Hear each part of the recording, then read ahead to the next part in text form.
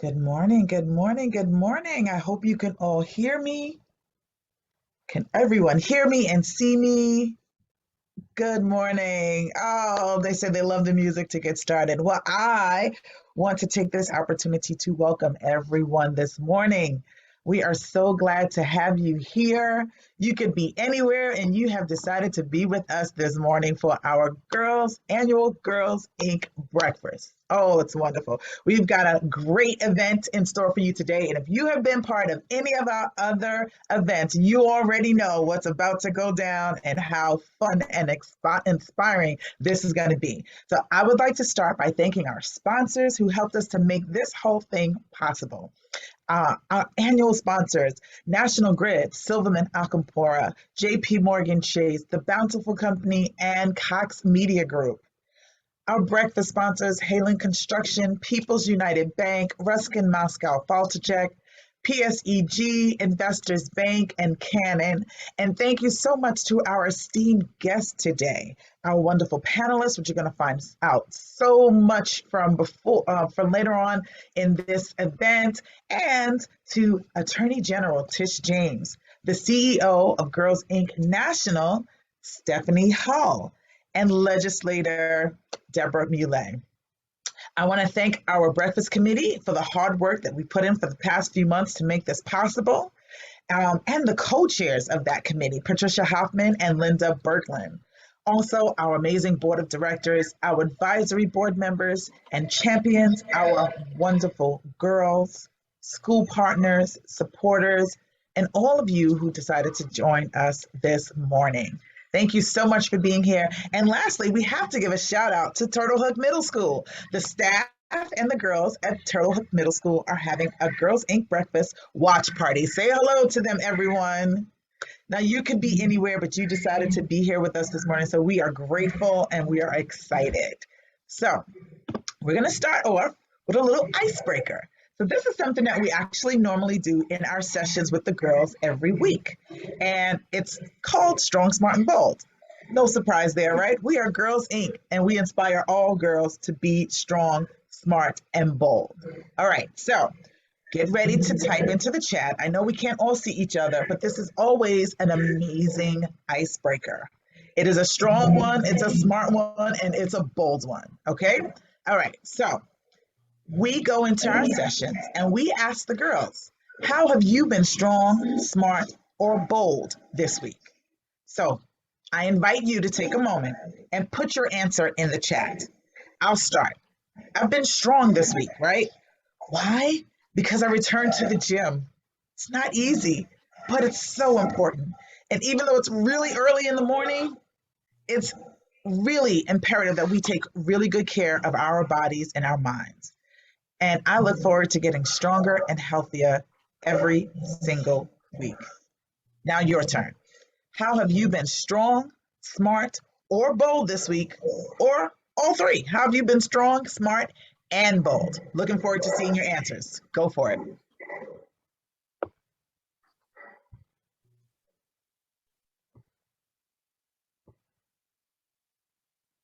Let's see what these answers are.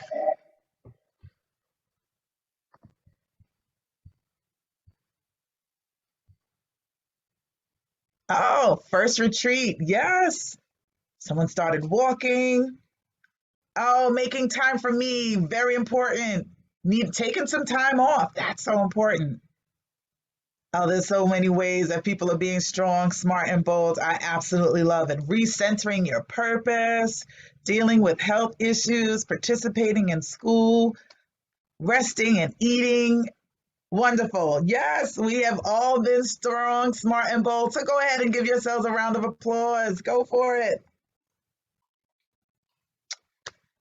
Oh, wonderful, wonderful, wonderful, wonderful. So we have a guest. Let me make sure our guest is here. Is our next guest here, everyone?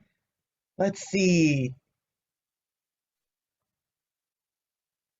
Woohoo! Yes, strong, smart, and bold attendees. I love it. I love it. I love it. Okay, so let's go ahead and get into our breakfast event this morning. Get ready, all.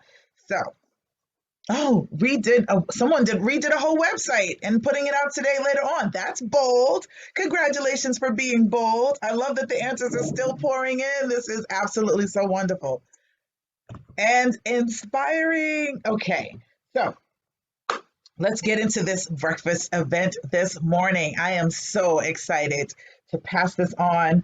We're going to hear from one of our amazing elected officials, and we're going to go ahead and allow this to come to fruition. This is a wonderful opportunity to be able to hear from our Attorney General, Tish James. Thank you. Good morning, ladies. Hi, my name is Elizabeth. I'm proud to be in Girls Inc. because it provides a safe space for the other girls. Hi, my name is Parker. I'm proud to be in Girls Inc. because it makes me feel safe and comfortable. Hi, my name is Jalicia, and I'm proud to be in Girls Inc. because it makes me feel safe during school so I can stay away from all the trouble that's going on at home. Hi, I'm Summer, and I'm proud to be in Girls Inc. because it makes me feel powerful and strong. 3. Now I'd like to introduce you to Letitia James, Attorney General of New York State. Oh, I love that. I love that. Good morning, everyone. Good morning, my scholars. Good morning to everyone here today. What a great day. A great day to celebrate and support girls and women and for all that they will be and become. This is a day to support girls learning and growing and succeeding and one day leading. This is a day to support girls breaking down every last barrier. And that's the vision that we are here to support. And that is why I want to thank Renee for all that she does as executive director for Girls Inc. of Long Island and the entire Girls Inc. team. What Girl Inc. does is so, so important because we all know that you can find brilliance and talent and dedication everywhere. But some individuals have more access to resources, connections, and support, and the confidence those things give you. I'm not breaking news here when I say we live in an unfair world, particularly for girls. And when the pandemic hit, we saw that unfairness in sharp relief, and we saw it increase. But on Long Island, we've got Girls Inc.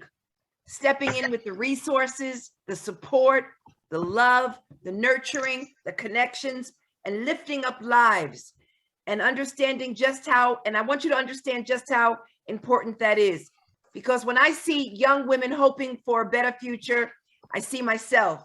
You see, my family didn't have vast resources. We didn't come from wealth. We were poor. We didn't have powerful connections. But I was determined to take my place in the world and to help others. And that is what I've tried to do as an attorney working for the state legislature, as a city council member representing downtown Brooklyn, as the New York City public advocate, and now as the Attorney General of the great state of New York. That has been my journey. And I know that there are so many talented girls out there, just like me, who have everything that they need to succeed. If they could just get a little understanding, a little training, a little inspiration, a mentor, someone who believes in them, someone who will lift them up and will always be there for them, and someone who is non-judgmental and understands all that they do and all that they want to be. So let me conclude by saying March is Women's History Month. Yay! It's a reminder of how far we've come and how far we have to go. So for Women's History Month and every month, let us hire women, pay women, vote for women, support women, lift women up, and let us support and champion the work of Girls Inc.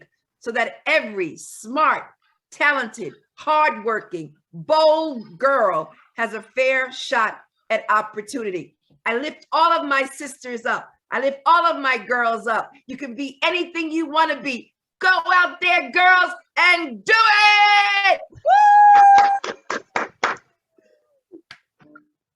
Yes, yay, yes, Tisha.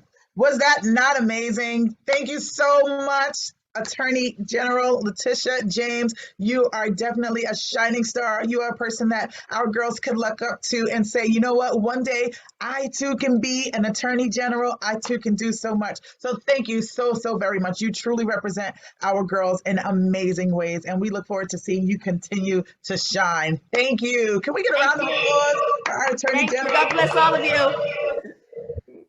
Wonderful. Okay, now I'm excited. Now I'm really excited. Our Attorney General got me a little pumped up, if I wasn't already pumped up. So let's keep this going. The next up, I am so excited to present this year's Strong, Smart, and Bold Partner Award to an amazing woman, Ryan Riley. Ryan Riley has been a board member for Girls Inc. for over 8 years and has recently rolled off the board to pursue other endeavors, but continues to be an amazing partner on behalf of Girls Inc. She has given so much of her time, her talent, and her treasure to this organization through some of the most interesting and difficult times and the best times. She's been here when things were difficult. She's been here when things were great. She's been here through the pandemic. And it is our absolute pleasure to bring Miss Ryan Riley to the forefront and award her the award that we have decided to give to people who have been exemplary partners of Girls Inc. of Long Island, and those people who we feel are strong, smart, and bold exemplified. So without further ado, we present this award to Ryan Attard Riley.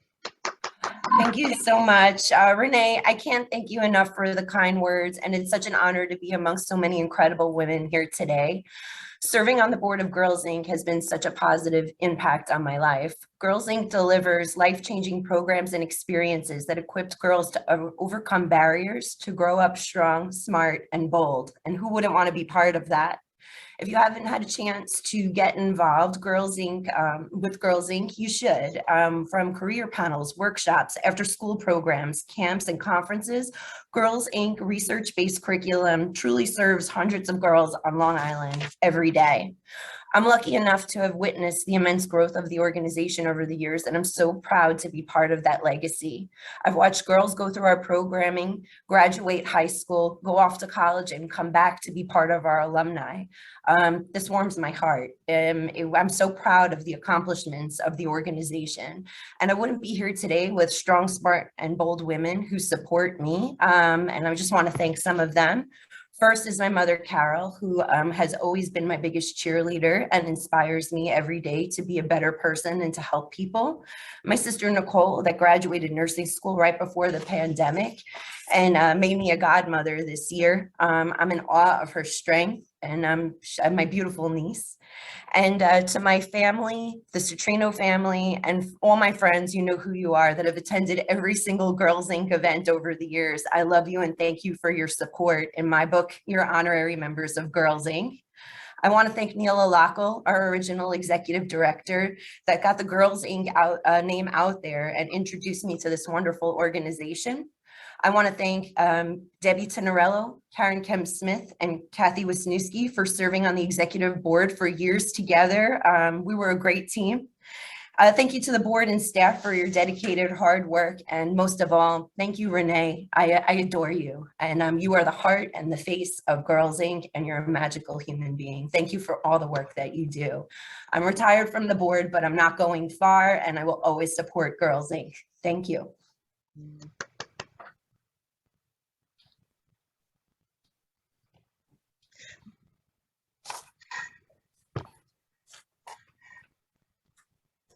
Hi, my name is Diana, and I'm proud to be in Girls Inc. because it allows me to grow as a woman. I am happy to let you know that this year's Outstanding School Partner is Brentwood School District. Thank you so much, Ryan. Hi, everyone. Well, there's a little feedback. Hopefully you can hear me okay. I'm Susan Dunbar. I'm the program manager for Girls Inc. of Long Island. And this year we created a special addition to our annual breakfast. Without our school partners, the work that we do simply is not possible. And so this year we want to honor an outstanding school partner district who started with us in 2015, serving just one group of girls at the 5th grade level. And today we are now partnering with 7 schools in this district to impact girls across grade levels. We couldn't be more excited to congratulate Brentwood Union Free School District. So thank you for being here. We have 2 superintendents with us, the superintendent of the school district, Rich Loshner, as well as assistant superintendent for secondary ed, Dr. Wanda Ortiz. So thank you for being here. But in particular today, we want to recognize select individuals who have really truly been instrumental to making sure that this partnership works at a building level and then helping us expand our partnership. And so I want to recognize, we'll start off with Dr. Daly and Ms. Pelosi Rivera, who are from Hemlock Park Elementary. They were our first school that we started with in our Brentwood School District partnership. And so Dr. Daly and Ms. Rivera, you two went above and beyond to help Girls Inc. of Long Island programming get into the school district. And it included a road trip to Albany to meet with elected officials. So I'd love for you to share briefly just why having Girls Inc. programming for your school and for your girls was so important. Good morning. Can you hear me, Susan? Good morning. Yes. Yes. Okay. Good morning, everyone. I am here with Ms. Rivera, and thank you for asking that question. And we're very honored to be here today to join all of you. And I do have to say a quick hello to our road trip partner, Renee, who went with us to Albany to kind of pound on some doors and ask for some funding for this incredible program. So thank you to everyone. And also good morning to our fellow Brentwood Girls Inc. partners, Dr. Stephanie Weeks and Ms. Shevington. So we just want to quickly say that there was some extraordinary events that had taken place in Brentwood several years ago that really compelled the district, and quite honestly at the nation's level, to take a closer look at the well-being and safety of our girls and to really recognize how we can empower them to be making good decisions for themselves, for their emotional and their physical and social well-being. So that really was the foundation of it. And with that extraordinary circumstance that took place, we became introduced to this organization called Girls Inc. Ms. Rivera brought it to my attention, and it was something that compelled us to want to deliver to our girls. And we really were so committed to wanting to provide that opportunity that a road trip to Albany did not seem like too much of a demand to do what we could to bring this to fruition here in Brentwood.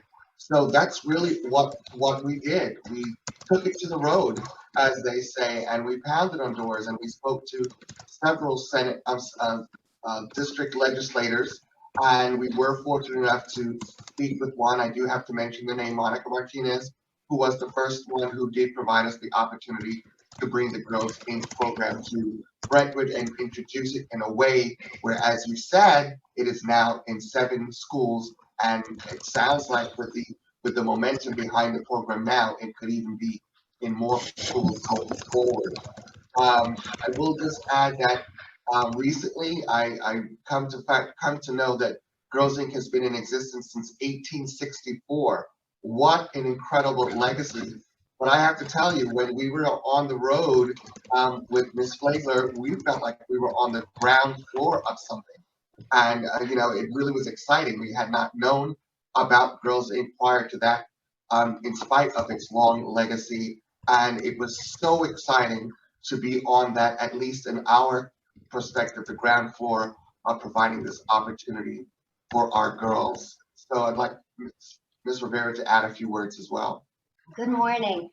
You know, it's an honor to be part of this amazing program. I see it firsthand with my girls. They just have their confidence. And the most important part is they know that they're learning their self-worth. And they found a sisterhood where they can make healthy relationships. And you can't beat that. You need each other. And I had a couple of girls just write up what Girls Inc. means to them in my class. And they amaze me every day with the confidence that they leave there with.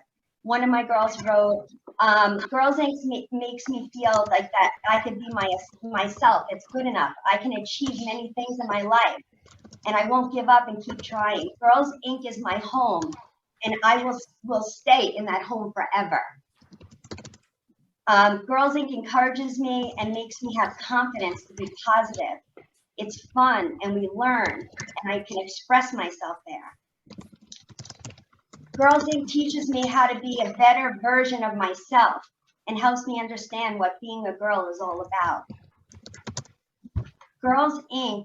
helps me learn about women, learn about my body, and how the outside world reacts to it. This program teaches me how to love myself way more than I did before. So together, you know, every week we see it with the amazing facilitators and how wonderful this program is, and we can't wait till it just expands even further into the district. Absolutely, and we do have two great facilitators. We want to give a quick shout out to Champa and to Rihanna, in addition to all the previous facilitators, but they are amazing, and we really appreciate the effort and dedication that they have to the program.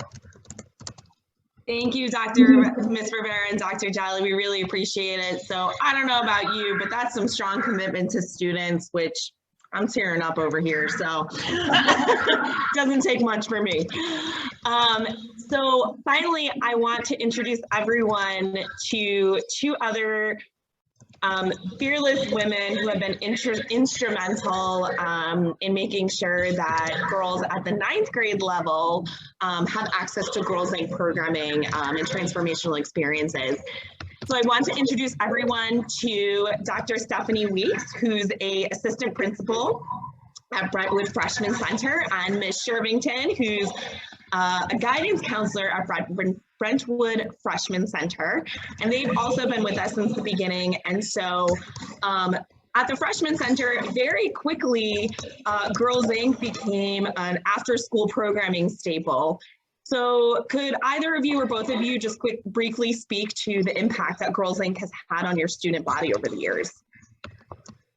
Well, first I want to say thank you so much. It really is an honor, and we are so excited to be part of today and really to be part of the Girls Inc. family. I feel like the bonding that occurs, you know, across the island is amazing. I just wanted to share with you some insights that we've seen since we brought the program here 5 years ago. We've consistently enjoyed watching how the mentorship has led to such positive and significant strides in our girls' confidence, their peer relationships, and their future goal setting. They come to us in 9th grade and they're a little all over the place about their lives. And it's amazing to see that in a year's time, with that consistent mentorship and opportunities to share their experiences with one another and to hear from successful women about the leadership opportunities available to them, that they are able to start seeing a future that they never knew existed. And I think that's the most important piece of all of this.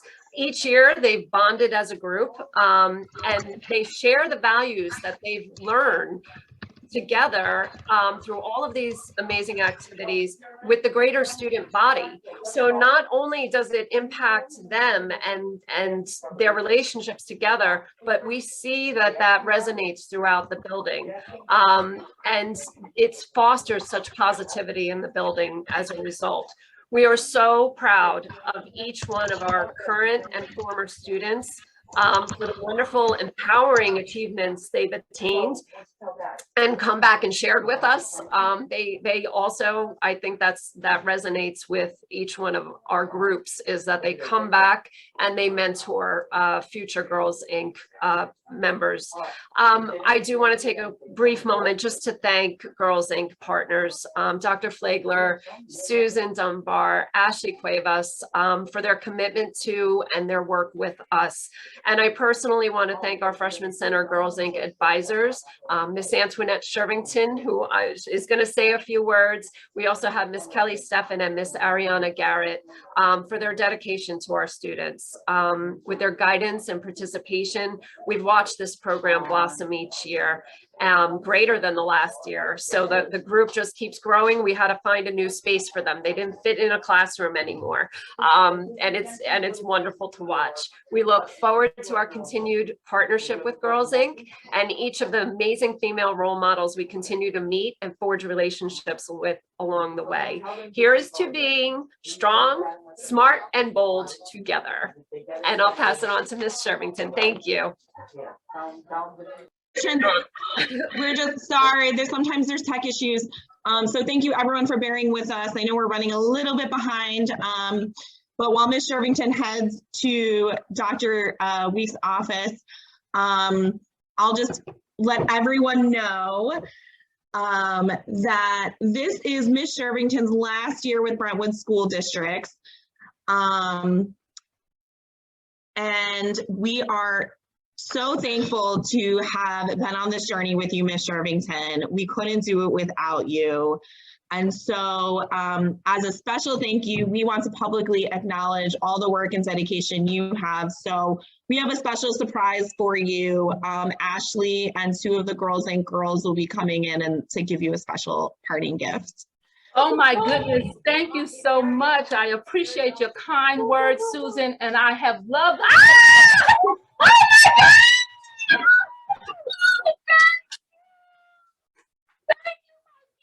Beautiful young ladies. I love each and I can't even believe this right here is live. Oh my. Now why did you make me cry? Thank you. I have enjoyed being such an integral part of Girls Inc. Since they arrived here at the Freshman Center. We have done so much. Look at this, everyone is so beautiful. Oh my God, I love you. You are great. You are wonderful, you are talented, bright, and smart, and you're going to go forth and be leaders in your own right. Thank you, Dr. Lee. Thank you, Ashley. Thank you, Ms. Stephens. Thank you. All right, let me collect. I love you. Come here, babies. Now, so for everyone watching, these are Girls Inc. That is good too. Hi, girls. Thank you for being part of this event.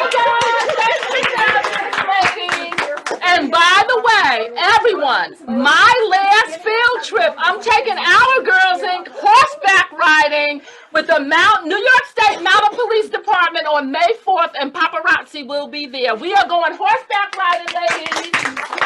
Yes, that's how we do it in Brentwood. We are innovative. So let me try to get my words together now to respond to your question. Thank you. Thank you. That wasn't right. I'm gonna get them. Oh yeah, you look strong. Look, thank you, Ashley. Thank you. Oh my gosh, Susan and Renee, thank you so much, and to our partners, thank you, thank you. I see Laura Curran, thank you. I see everybody, thank you, thank you, thank you. We have about 1 minute before we have to transition. I don't even know what to say, except that strong, smart, and bold. These are encapsulated mantras that I have running in my mind each and every year when I approach my task as advisor of the Freshman Center Assemblage of Girls Inc. Every year, our girls begin their high school journey in 9th grade with trepidation, fear, not knowing what to do, new friends, but with our extremely committed and dedicated and empowering Girls Inc. facilitators, our girls are transformed. You all see it. They transform into student leaders. They transform into self-advocates.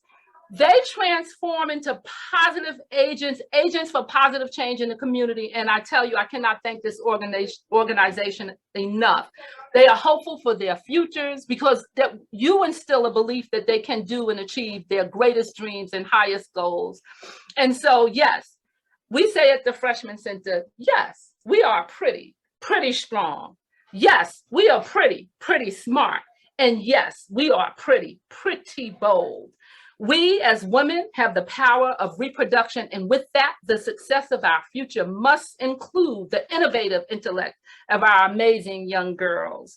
Girls Inc. has had such a profound impact on bringing these realisms to life through guest speakers, field trips, professional internships, and our beloved weekly meetings. It is a partnership that I hope will continue for eons to come in the Brentwood School District. And just because I'm retiring doesn't mean that I'm retiring from Girls Inc. You will see me again.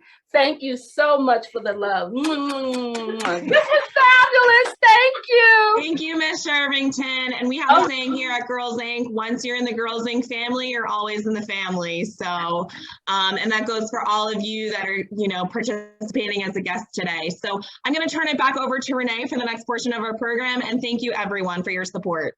Thank you. I'm going to give Dr. Weeks back her desk, her office. I'll go back in my office. Thank you. Wonderful. Thank you so much, Ms. Shervington, for everything that you do. Oh, we love you. I love you, Renee. Thank you so much. Thank you. I feel like the war show. Let me get off. Okay. Wonderful. Do you see how wonderful this Girls Inc. family is? It's absolutely amazing. Are you enjoying this? Let me know in the chat if you're enjoying this. Give us a thumbs up if you are enjoying this, or just a yes, a hell yeah, anything. Let us know if you're having a good time.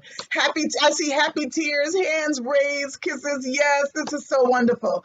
Are you inspired, right? That's important. You can be enjoying it, but are you inspired? I hope that you are inspired.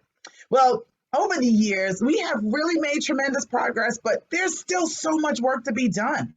Last week, I had the honor of witnessing Governor Kathy Hochul sign 3 bills into law to protect the rights of women and girls.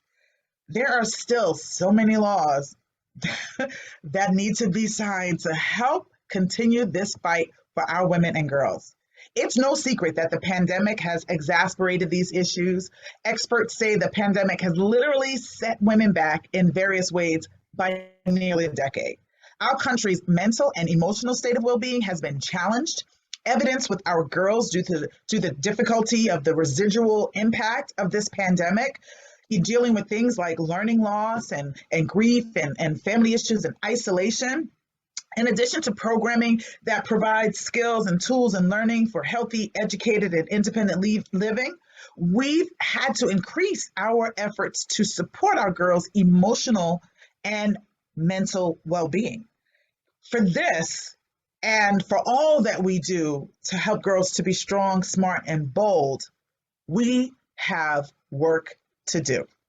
So this is the shakedown. You know it's coming when it's coming. Because we need you in order to continue this work, and we need your support. Experience for our girls, as you see what the school district says, is transformative. And we are still transforming the lives of girls every day. We are here for the girls. We are here for the girls. We are here about the girls because of the girls. And your support will help continue to make that happen. For $1,000, you'll be able to help one girl experience the Girls Inc. experience and Girls Inc. programming for a full year. But for any amount that you feel in your heart to give today, every penny counts to help fight for girls' rights, to fight for gender equity, to provide this program for girls all across Long Island, no matter what community they come from, to help leverage the playing field for our girls and to prepare them for strong, smart, and bold futures. I hope we can count on you to continue to do this work and to advocate for gender equity and girls' rights. How can you give today to help to support this incredible mission? I'm glad you asked. You can go to our website at girlsincli.org and go ahead and click on the donate button. You can also text to give. Text 88793. I'll say that again. Text 88793. And here's what you'll put into that text. Give to Geely. It's that simple. Give the number 2 and Geely. Okay, so your support is incredible. We appreciate you for being here today, but we ask that you continue to take up arms in order to have and continue this fight with us for the sake of our girls today and for the sake of them tomorrow. Our girls today are our alumni tomorrow. It's tomorrow's future Tish James and attorney generals and county executives and judges and Girls Inc. staff and Girls Inc. board members and advisory board members. And when you educate a girl, you educate a community. So our girls today are tomorrow's leaders for this community and beyond. So I hope we can count on you to help us to continue to move this mission forward. So right now, I'll give you a few minutes to make your gift now.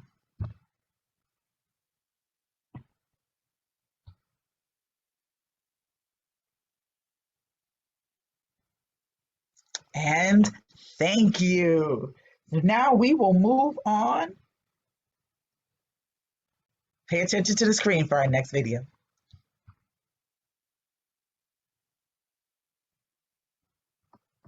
Girls Inc. is a youth development organization where our mission is to inspire all girls to be strong, smart, and bold. National Grid is one of our largest STEM partners. They do a lot to help support STEM programming so that we can teach girls or provide access to STEM opportunities, STEM programs, engage in internships, engage in workshops or summer camps where they get hands-on training and hands-on learning, where they'll be able to continue to visit businesses like National Grid and learn the inner workings of how they work and how it relates to their own lives. Our goal is to help provide them with access to the breadth of opportunities that are available. The girls truly, truly benefit so much from it.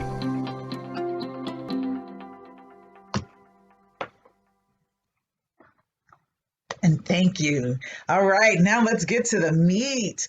I'm so excited to introduce Susan Dunbar, the amazing program manager for Girls Inc. of Long Island, who will be facilitating this next segment of the Girls Inc. Breakfast, our amazing panel.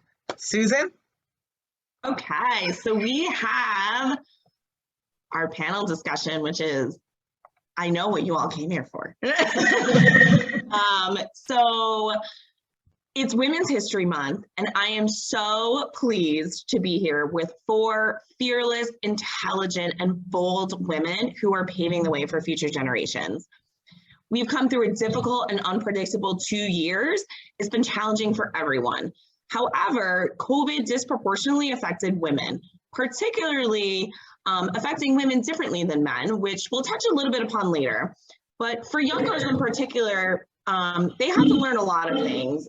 They learn to pivot from in-school learning to a virtual learning environment and experience isolation from both friends and family, ultimately impacting their social emotional skills, their grades, and their stress levels, as many of our girls and girls have relayed to us. And this year, while many Long Island girls are struggling with general anxiety, not only resulting from the pandemic, but just simply from the challenges of being a girl growing up in the 21st century, girls are learning to reclaim their power. And that's especially important this year for us as Girls Inc., as our programming is back in person. And so we found that women and girls are now finding ways in 2022 to be resilient and reclaim their power by resetting their personal and career paths, whether it's finding and expressing their voice or choosing entrepreneurship over traditional corporate life. And so today's discussion will explore this on a deeper level, revealing what women, men, and especially girls have had to navigate in order to live through a COVID era, which might just be a part of our future. Indefinitely. And so today we're redefining what normal looks like. And with women at the forefront, I personally think 2022 will be a year where we not only stand in our power, but leave the place of navigating everyday life into entering a period of thriving and not just simply surviving. So without further ado, I think all of our cameras are on. I'd like to introduce our panelists. With us today, we have Laura Curran, who is the former Nassau County executive and legislator. Heather Arnett, who's the incoming executive director of the Heckscher Museum of Art in Huntington. And she's also the exiting CEO of the Women and Girls Foundation based out of Pittsburgh. Dr. Zodelia Williams, she's a woman of many roles. I can't list them all, so here's just a few. She's the New York City Department of Ed school social worker and therapist. She's an entrepreneur, and she's also the founder and executive director of the nonprofit 3Ds Aftercare Inc., which is located in Baldwin. And finally, we have one of our girls and girls with us here today. She's a Bold Future leader, Uchachi Chukwemeka. She is part of Bold Future Leaders, which brings together high school girls to focus on leadership development and college and career preparedness. So welcome to all of our panelists. Let's just get to it. So at this point, you can all unmute yourselves, and if you want to just jump in and respond as needed, feel free to chime in. So this first question is to everyone. I'd like for each of you, could you just share your unique understanding of how you define reclaiming your power? Well, I guess since no one's talking, I'll jump in. I just want to first of all thank Renee and the Girls Inc. team for doing what you do and for inviting me to be part of this panel. I'm really inspired by your work, by you. And I also have to say it's wonderful to see Tish James here as well. It's nice to, hello, hi Tish, who's doing an amazing job as our Attorney General. She's doing a great job in the job itself. And she's also, I think, such an important trailblazer for our young women and girls to see. I personally take inspiration from her. And I'm not in politics right now, but I'm really excited to see what she's going to do next. That's all I'm going to say. So anyway, the question was, it was a very broad question. So I'm going to make the answer a little bit more specific. One thing I'm grateful to Girls Inc. about is the opportunities. We just saw about the STEM studies that they guide their girls through, and the opportunities that you give for girls to succeed, but also opportunities to stumble, perhaps to fail. And I think we actually learn more by stumbling and by failing and by setbacks than we do by success. We learn what we did wrong, what we could do better. But we also learn, I think, from that, if we're open to it, we learn how to adjust. We learn how to pivot. We learn how to, calm down, take that deep breath, regroup and say, okay, what do I do with this now? How do I go forward without feeling embarrassed, without feeling ashamed, without feeling like a failure? But it helps to build that confidence, almost like, sediment in the ground. It builds that confidence, that foundation that you can then really thrive. And there will always be setbacks in life. Things will go wrong, things that are within your power, things that are outside of your power. The question is, how do you handle those setbacks? That to me is more important than getting the trophy or getting the A. Thank you, Laura. I'm going to jump in. So I'm honored to be here with you, Laura. I miss you. James, and thank you, Renee Flagler and Girls Inc. for this opportunity. I'm going to make it a little bit more personal. Can you hear me? So reclaiming my power to me means to give myself grace, to give myself permission to be kind to myself with me and be selfish with me so that I can be selfless for the world. To give myself time to say no and not feel guilty. I used to feel guilty if I said no, if I couldn't put on a cape, if I couldn't be a superwoman. And now COVID has taught me that I need to self-care and take care of myself and get in tune with who I am and who my needs and my wants so that I can be a better person for the world. So to all the girls who are listening and to everyone, I say that if COVID didn't do anything, it shut us down. It made us stay quiet, made us think, made us be in tune with who we are and what we really need. And is it to just be busy all the time? Is it to just stay doing, or is it to just say, you know what, I'm going to take care of me if only for today? I would like to say that reclaiming my power means reclaiming my strength. I know that during COVID, I probably lost that strength. Like the doctor said, we had time to think, we had time to be quiet. I think by reclaiming my strength, it means to speak up for myself, to not be quiet. If there's something bothering me, I would speak up about it. I won't be mean about it, but I would speak up about it because it's bothering me. I would stick up for people, whether I would stick up for people whether I would want to or not, just because it's the right thing to do. I would have confidence to go out of my comfort zone, to just be myself, to help people, and I think that's really important, especially now during COVID. Yeah, I agree. And I think that in general, like women and workers have had to really recenter power through COVID, and that's been something really powerful to see too. And I think all of you have really touched on that around both, as Dr. Williams said, you know, around self-care and really sort of thinking about like what's important to you and your family. And I think especially for women in the workforce, that's been something that as COVID, as the Attorney General said, as COVID exposed the inequities and inefficiencies and inherent unfairness of our systems, part of what's been important to see is how so many folks have said, this system, this whatever the normal was, it didn't work for me, it didn't work for my family, and it didn't work for my community. And now people are really claiming, not just reclaiming. Lots of folks didn't have power before at all. And so really claiming power and centering that power in themselves and their families and their communities and saying, this is how work's going to have to work for me and my family moving forward. So if I'm a woman, if I'm a parent, then work's going to have to work around me and my family. It's going to have to involve childcare. It's going to have to involve paid family leave or paid sick days, or, you know, I'm going to need to be able to have the benefits of my family, and I need to live and thrive, and living wages and things that I think are really important, especially to women who so often are having to bear the burdens of all these responsibilities. So I think for all of us, like reclaiming our power, for many folks with this pandemic, it's about claiming power and centering that power within themselves and their families. These are all really great points. And so Heather talked about, you know, having to balance so many different aspects, especially for working women. So I actually want to transition to Dr. Zoe. We spent a lot of time talking about your myriad of professional roles. And on top of that, you still have a personal life as well. You have a family. And I know you expend a lot of energy into your professional work.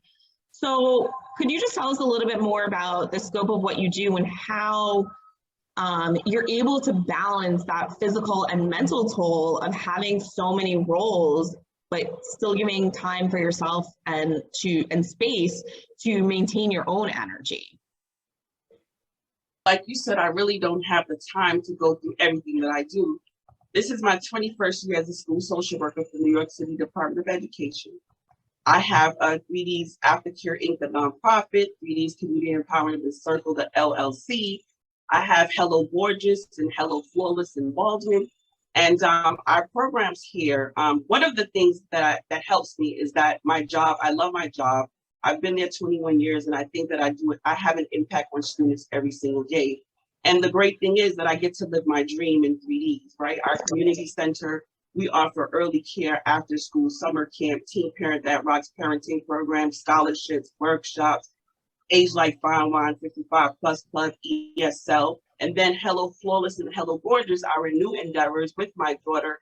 It's all about empowering women. When women come there and I'm working there on a Sunday, they're talking about having low self-esteem and having somewhere to come so that they can feel empowered, they can feel beautiful. And so for me, that's part of my outlet. Although it's work, it's my dream, it's my passion. So it gives me time to just look at where I've been and where I am now. Besides that, I totally enjoy cooking. I think I'm like a chef, like Chef 101.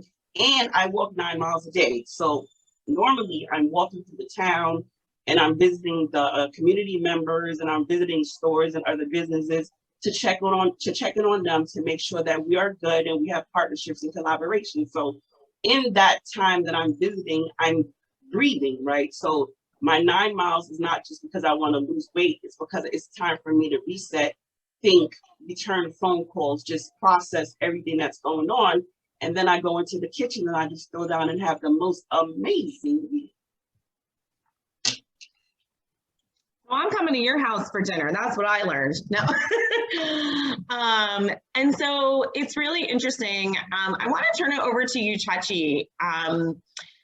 You spoke with me the other week about some of your experiences growing up in the traditional public school system. And how you found ways to reclaim your own power. You had spoken a little bit earlier about, being able to speak up for yourself. So I'm just kind of, it'd be interesting for people to hear from a girl perspective, what it was like for you growing up in a traditional school system, and maybe just give some context as to where you are now, what you're doing, and how you transformed your mindset to be able to retake control of your life and be confident in the decisions that you're making about your future and your current life. So growing up, I was a really shy kid. I didn't have that many friends, and school was just a place I would go to just because I had to. I didn't really enjoy it that much, and I think over COVID, I've learned a lot, especially since I was isolated a lot. I learned, even though you might not like the people there, high school doesn't last forever. Like, you should just, it's important to focus on the social aspects, but if you're not really that good at social aspects, just focus on your education, focus on going to college, because college is much different. I reclaimed my power just by talking to my teachers. I have some very intelligent teachers, talking to, Girls Inc., talking to some of the girls in Bold Future Leaders. They're very intelligent, doing panels like this. I learned just to be myself. COVID has given me a lot of time to think, and even though it's very devastating, I'm very thankful for this opportunity, because if I didn't have that chance to just be by myself, to really think where I wanted to be, I wouldn't have been where I am now. Like, I changed schools, and I think this school is a better chance for me to do my opportunities, and it's just given me that confidence to just be myself, and I'm really thankful. Thanks for sharing. And so, since you brought it up, you have some pretty ambitious goals, Uchachi. Share with everyone what your goals are, what your career aspirations are, and your dream schools. So I'm going to start with my dream school. My dream school is to go to MIT. I want to get my bachelor's and master's degree within 4 to 5 years. It's a 4-to-1 program called a dual degree. I want to get a dual major while I'm doing that in mechanical engineering and computer science or cybersecurity. And this is like a long stretch, but I also want to get my PhD. I hopefully want to be one of the youngest people to get their PhD in chemical engineering, so that would be great. I love it. That is a bold goal right there. Sporting the red Girls Inc. colors. I love it. I think it's important for everyone to know that our Girls Inc. girls have really big dreams and that we're here to support them. And I want to circle back with you later just so you can share with everyone what your Girls Inc. experience has been like. However, I do want to shift gears a little bit. Just to talk a little bit more about authenticity in reclaiming your power. So Laura, you've had multiple positions of power over the years, most recently as Nassau County Executive. And I'm curious to know, what are some of the lessons you've learned throughout your time in office about maintaining your authenticity, especially when you're leading such a large community during times of crisis and non-crisis? Well, I just first want to say, Uchechi, you have a very strong goal, and everyone says follow your dreams are so important, but you seem to understand, yes, dreams are but they're the starting point. You've got to put the work in, and that's what you're doing, and that's what's so inspiring. And that's a message that I would really like to get out to all of our young people, boys and girls. You've got to put the work in. You've got to do the boring things, the hard things, the annoying things. That's how you can then thrive and attain those dreams. And chemical engineering, it sounds really hard. I was never good at that sort of thing. So I'm really impressed that you're putting in the work. Yes, you've set the bar high for yourself. You've set a high goal, but you know what you have to do, those small, boring, hard steps to achieve that goal. And I'm glad that you're on this panel, and I'm glad everybody is hearing this. So your question was, maintaining your authenticity is actually kind of hard. And I think it's harder now than it was when I was growing up. I think with, I've got teenage daughters myself, with social media, with all of the there seems to be more pressures on young people now to think a certain way, to feel a certain way, to have certain beliefs, one way or the other. I think there seems to be sort of, I don't know, maybe I'm wrong, but more more opportunities to feel like you're doing it all wrong, that you're not thinking right, that there's something not correct with you. And I think it's more important now than ever for young people to listen to that quiet inner voice. Take the time away from the telephone, go for those 9-mile walks like Dr. Williams, connect with yourself, listen to your gut, whether it's prayer or meditation or walks or whatever it is, sort of unplug from all of the chatter that wants to take up space in your brain to find out who you really are, what you really think, and what you really want. And then respect that. Respect yourself, respect your beliefs. And I found in politics, yes, there's a lot of pressure to do something one way or to do something another way. Basically, it's great training for becoming an authentic person, because everything you do and everything you say will disappoint or anger or annoy at least someone. So doing it anyway, knowing that people will be unhappy with you, knowing people will be disappointed, knowing people will disapprove or will judge or will find something to mock or whatever, it's actually great training to stick to your gut.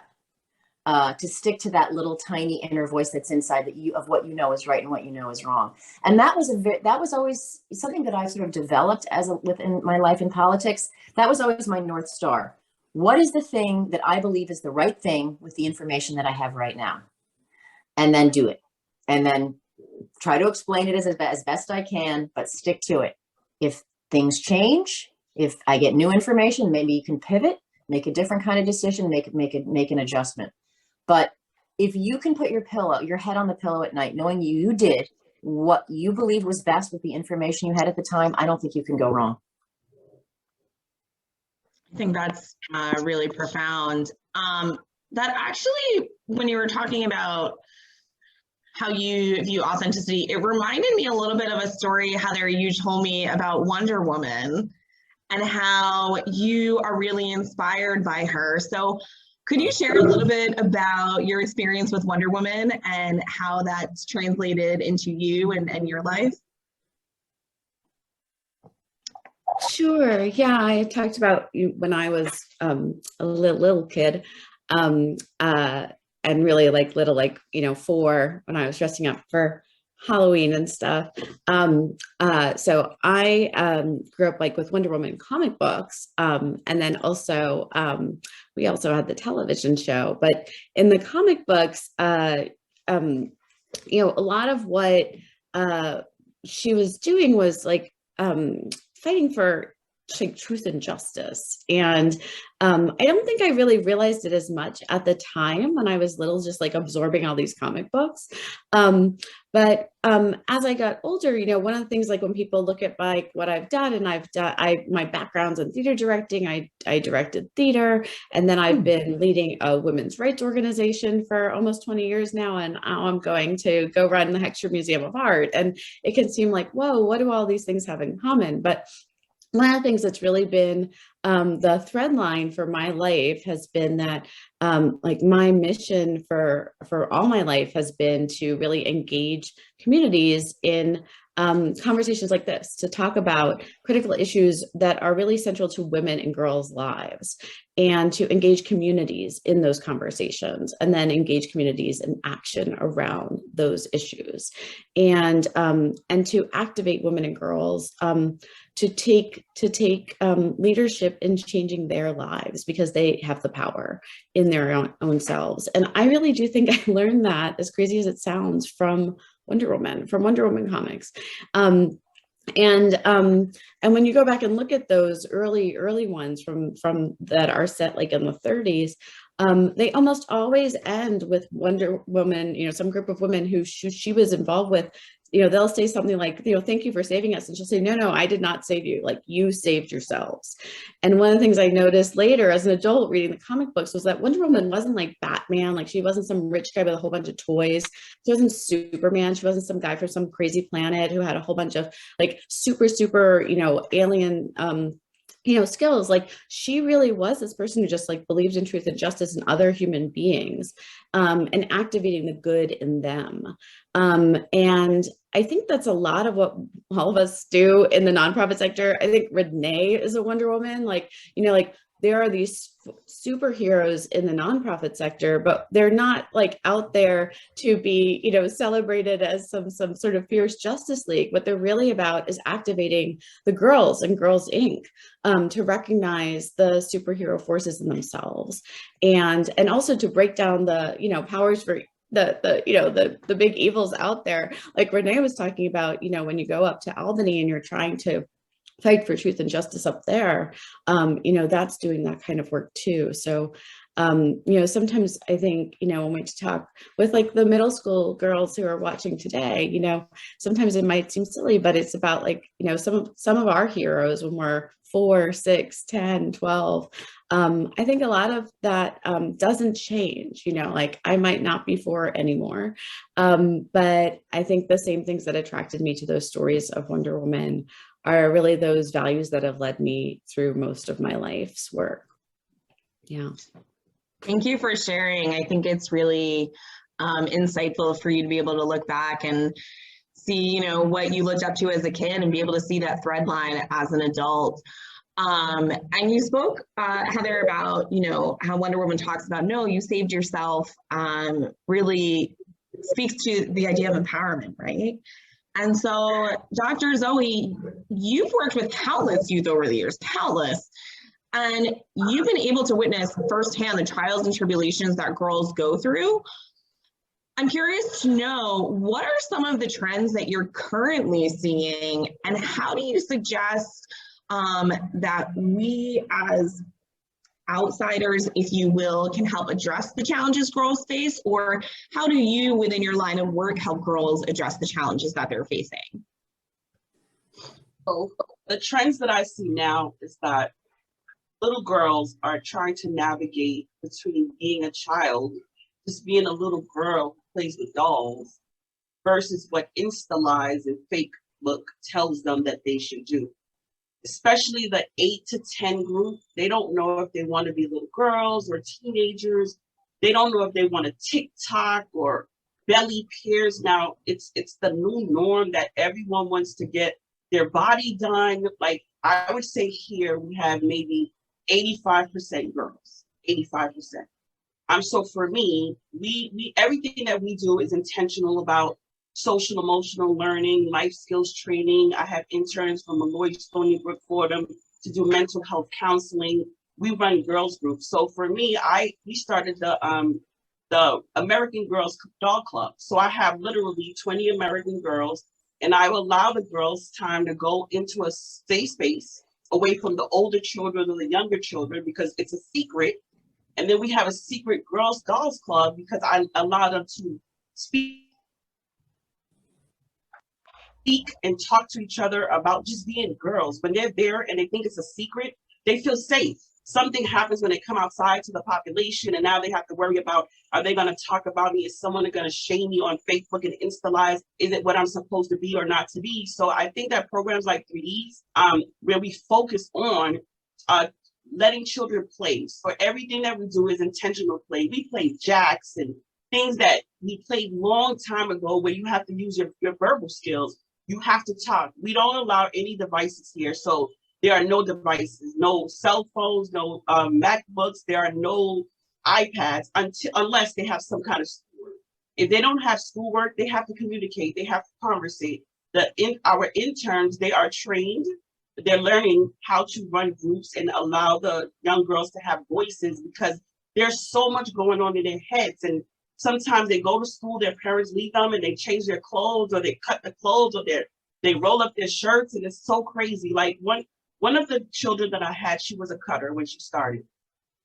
And she's been here 10 months and she has not cut, because now she feels safe. She feels like she has a place where she can speak to someone, she can establish a rapport, she can find someone she could trust, like Girls Inc., right? Girls Inc. is teaching them how to be smart, strong, smart, and bold, and we're trying to empower, affirm, educate, and elevate to let them know that they were created perfectly perfect for themselves.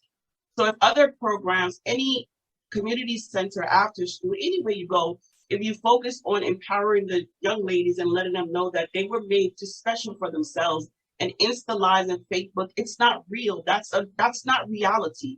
Reality is you have an opportunity to be a child. Learn how to play, learn how to communicate, because when you get older like us, you're going to miss those days. I'm secretly loving, not so secretly, that you brought up the American Girl doll, because I think I was the first generation of kids who had American Girl. And I remember I had glasses like Molly, who was from World War II, and she had dark hair like me. And I was so excited to see a doll that looked like me. And now I don't even know how many American Girl dolls there are. I think there's like 50 of them. So, but I love that they have this, your girls have this space just for themselves.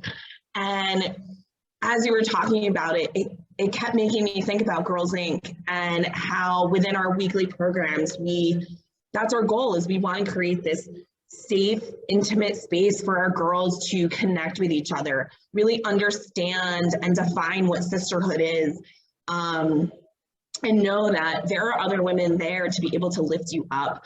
And you, Chachi, you've been with Girls Inc. for a short period of time, but you've had a really unique experience because you joined Girls Inc. during the virtual era.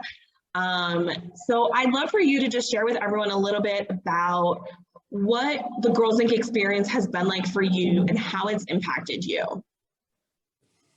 So at first, when I first heard of Bold Future Leaders, I was reluctant to join because I didn't think I was going to be able to make all the meetings. But after the first meeting, I just kept showing up, and I loved it ever since.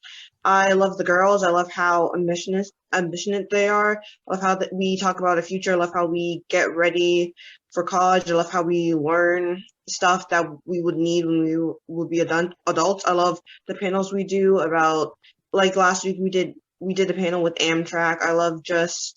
I basically love everything. And I know my experience so far has been really great, really amazing. And I really hope to do this again, hopefully next year. Thank you so much. We are nearly out of time. So at this time, I want to actually turn it over to you, our audience, for some Q&A. So if you have questions for any of our panelists, either someone in specific or all of our panelists, there is a Q&A icon at the bottom of your Zoom dashboard. Type in your questions there so I can see them, and I'm going to be able to answer them. So, okay, here we go. I have my first question. If you could give, and this is for everyone, if you could give your former self or your younger self any advice, what would it be? Don't procrastinate. Don't procrastinate. Live on purpose. What was that, Dr. Zoe? I would live on purpose. I'm sorry. I'm sorry. I was going to say, I would say always be yourself and never change yourself no matter what. Like, if you have friends, don't change yourself just because of what they think. Just be yourself, and you'll find people who like you as you are. That's really insightful, you, Chachi. I don't think I learned that until college.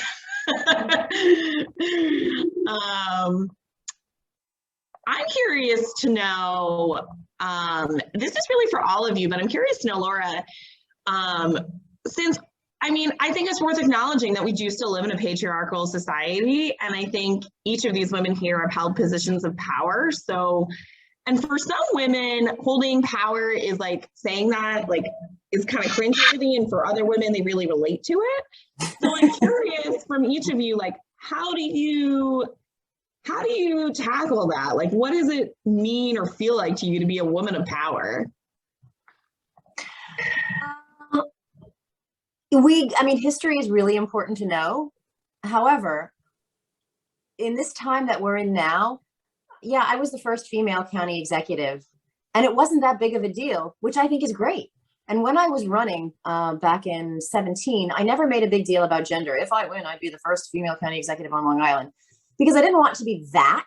I didn't want that to be the reason why people would vote for me. I wanted it to be on the merits, because, you know, the other stuff, the qualifications and my plans, etc.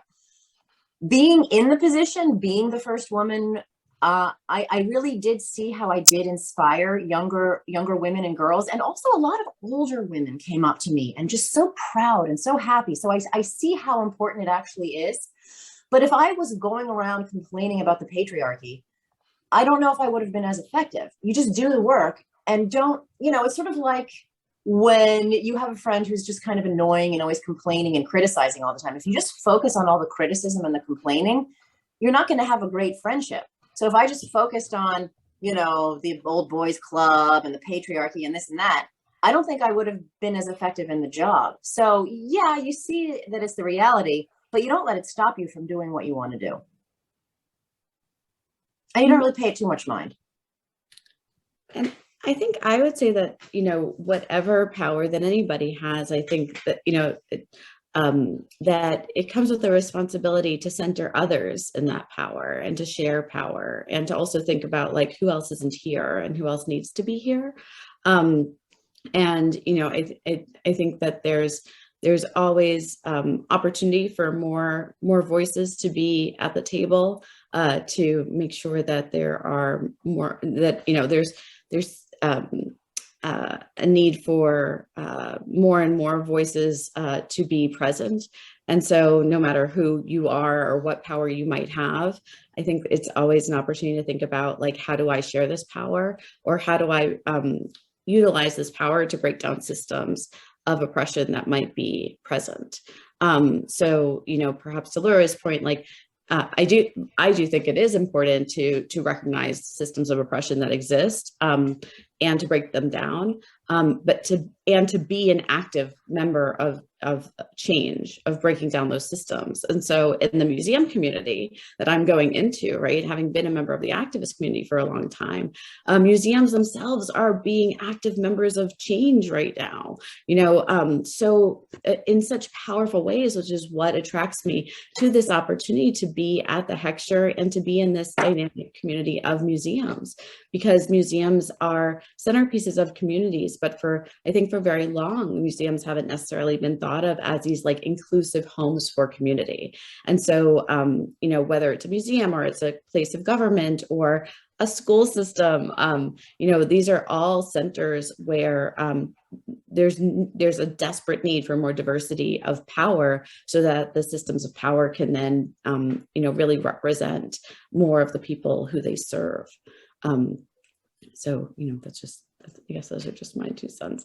And just lastly, just wanted to say that, like, in regards to people who are first and how inspiring they are, I think we just have to like turn on our televisions right now and watch the Supreme Court hearings, and Judge Ketanji Brown Jackson's hearings right now are showing us like, why is it I don't want her to be the first. I want her to be the 21st Supreme Court justice who's a woman of color. But right now she is about to be the first. And that is inspiring, because I remember being a teenager watching the Clarence Thomas hearings and watching Anita Hill being treated hatefully and shamefully by our US senators. And I'm about to watch Judge Ketanji Brown like become a US Supreme Court justice. And that is powerful change that I'm going to have seen in my lifetime.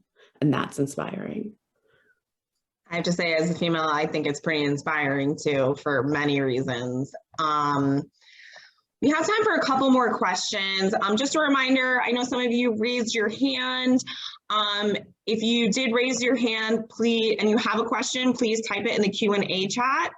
The Q&A section, just type it in there so I will see your question. This is a really practical question.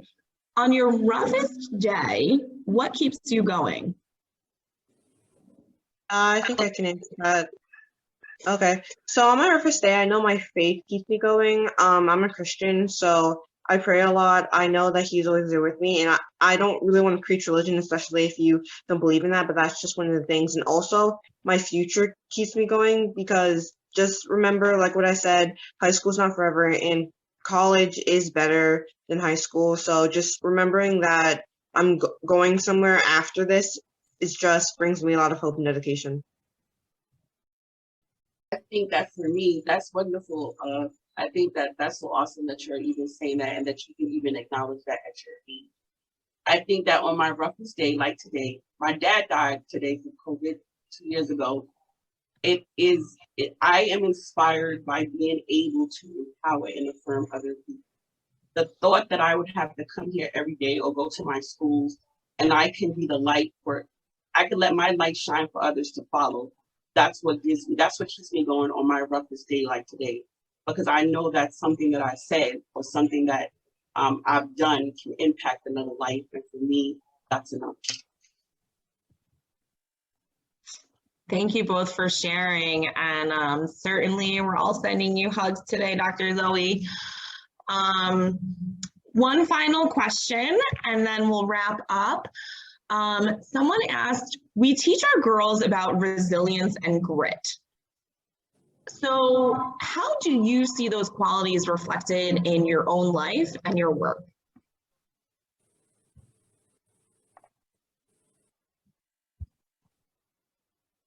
This is a really deep question.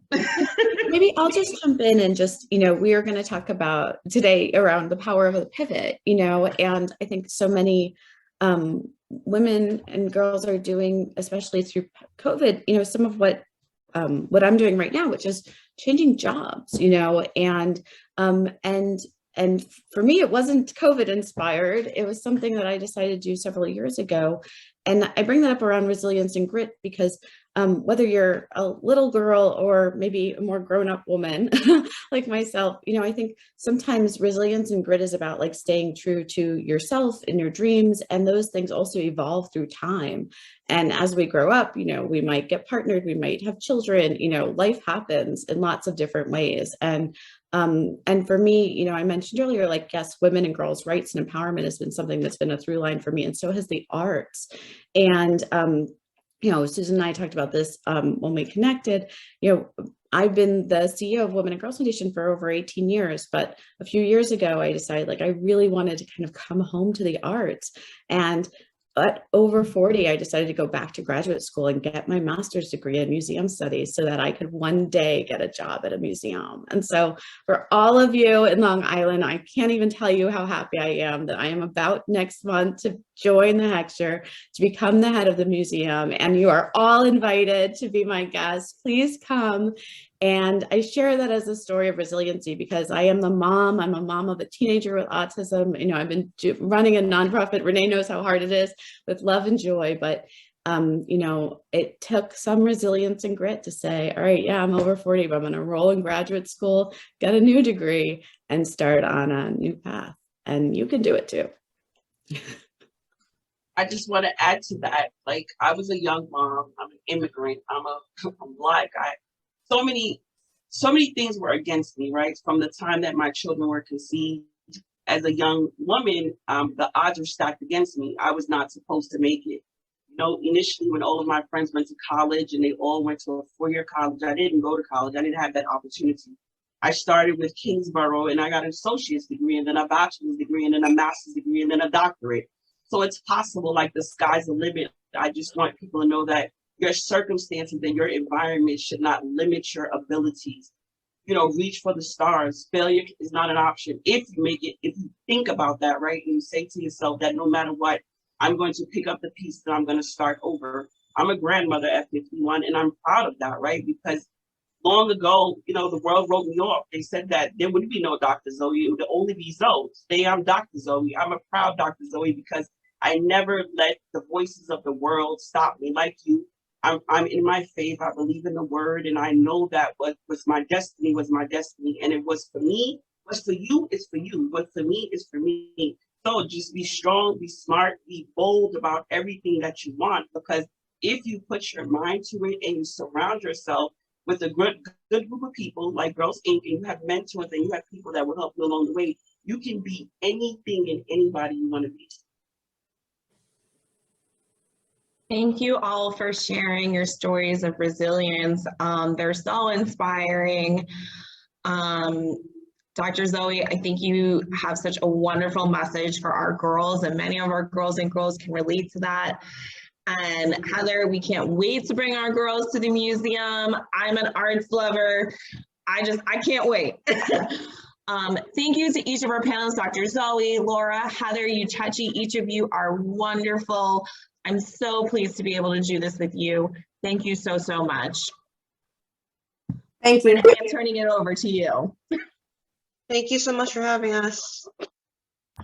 This was wonderful. I hope you had an amazing time. Let me know in the chat if you enjoyed this, if you were inspired, if you got some gems and some nuggets from some of the things that our speaker said, and if you just absolutely adore Uchechi, our Girls Inc. girl. Isn't she amazing?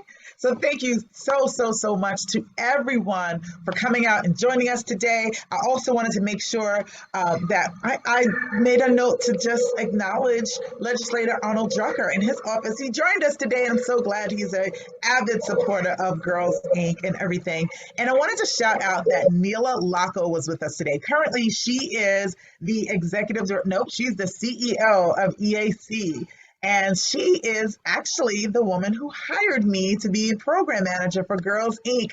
so many years ago. She and I followed in her footsteps in the momentum that she set for Girls Inc. And I'm glad that she was able to join us today, because we wouldn't be here right now where we are today without the work that she did. And we have some founding board members for Girls Inc. when we started Girls Inc. Long Island back in 2005 who are here with us today. Like I saw Angelina Rouse. And so thank you to everybody who has put in some time, some talent, and some treasure into the magic that Girls Inc. is and continues to be. Thank you for all that you have done before I got here so that I have shoulders to stand on and a mission to continue. Thank you for everyone who joined us today, to our sponsors, to our committees, to our speakers, to our girls, to Turtle Hook, our girls and our watch party going on at Turtle Hook, the staff and administration at all of our schools, Brentwood School District, an amazing partner